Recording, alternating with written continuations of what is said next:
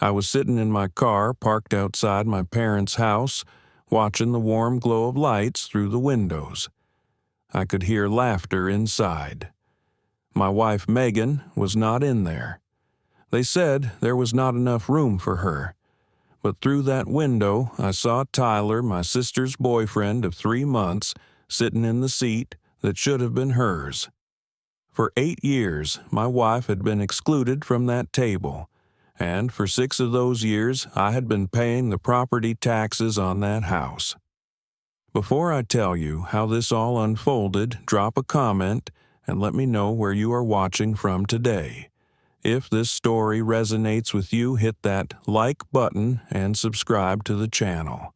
Now, let me take you back to where this all started, and you will understand why I made the decision that changed everything. I met Megan on a random Tuesday evening at St. Joseph Medical Center. My buddy Marcus had sliced his hand open while we were working on his deck, and I rushed him to the emergency room. The cut was deep, and Marcus was making dramatic speeches about seeing the light, which made me laugh despite the blood everywhere. That is when I saw her. Megan walked into the treatment area with a calm confidence that immediately caught my attention. She had this way of making Marcus feel at ease, cracking jokes while she assessed his wound, explaining exactly what she was doing as she worked. There was nothing pretentious about her. She was just genuinely kind. I found myself looking for excuses to stay in that room longer than necessary. When Marcus was all stitched up and ready to go, I did something completely out of character. I asked for her number. She smiled, wrote it on a prescription pad, and handed it to me. That little piece of paper changed my life. Our first date was at a diner near the hospital. She had just finished a 12-hour shift, but she still showed up with energy and warmth. We talked for 4 hours. She told me about growing up in a small town called Millbrook, about 50 miles outside the city. Her dad, Frank, ran an auto repair shop.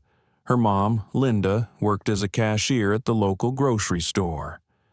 They did not have much, but Megan spoke about her childhood with so much love that I felt envious. I fell hard and fast. Within 6 months, I knew she was the one.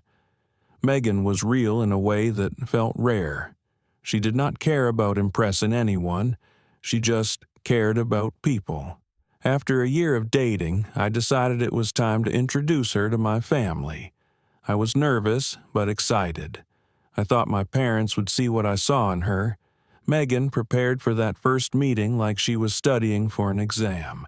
She baked her grandmother's apple pie from scratch.